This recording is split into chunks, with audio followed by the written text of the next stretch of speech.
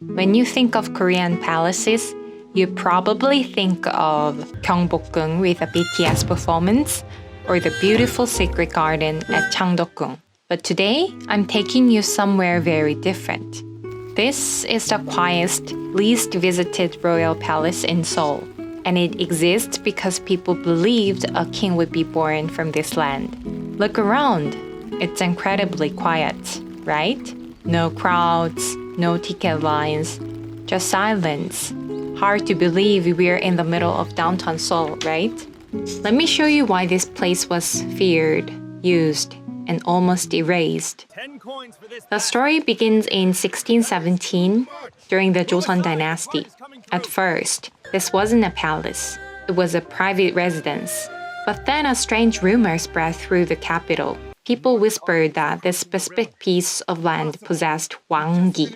This translates to royal energy or a king's aura. In traditional Korean belief, similar to Pungsu, the land itself can decide destiny. The rumor said that a king will be born from this house. Now, if you were the current king, this rumor would be terrifying. So the king confiscated this land and built a palace right on top of it. Maybe he wanted to suppress that energy, or maybe he wanted to claim that power for himself. That is how this palace was born in 1623. In Joseon, Seoul, palaces were often named by direction. Gyeongbokgung was the East Palace, and this was the West Palace, Seogwol. Despite how quiet it feels today, this was once the center of power. After the main palace was destroyed by war, kings ruled from here. 10 different kings lived and worked here. One famous king, King Yeongjo, known for being the longest reigning monarch in Joseon, loved this place so much that he spent half of his reign right here. Today, it looks spacious and empty, but imagine this. Back in its prime, there were over 100 buildings here. So here is the big mystery. Where did those 100 buildings go? Why is it so empty now? It wasn't destroyed by a single war. It was actually dismantled and repurposed. There were two main reasons for this. First, in the late 19th century, the government decided to rebuild the main palace, Gyeongbokgung. To do that, they needed materials. So they moved many buildings from here to there. The second reason happened during the Japanese colonial period from 1910 to 1945. In 1910, a middle school for Japanese students was built right here on these grounds.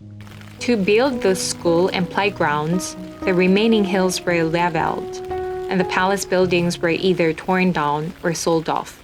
The palace grounds shrank to about half of their original size.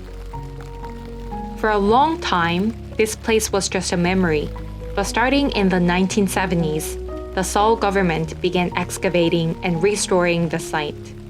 Finally, in 2002, it opened to the public. While we can't see the full 100 buildings anymore, the fact that it shrunk has ironically created this beautiful quiet oasis in the middle of a busy city. From a land of royal prophecy to a glorious palace, then a school, and now a peaceful park, Gyeonghuigung has lived many lives. While it may lack the grandeur of other palaces, I love the beauty of emptiness here. It's a place where you can walk slowly, listen to the birds, and imagine the history beneath your feet without bumping into crowds. If you need a break from the hustle and bustle of Seoul, come to Gyeonghuigung. I'll back with more hidden stories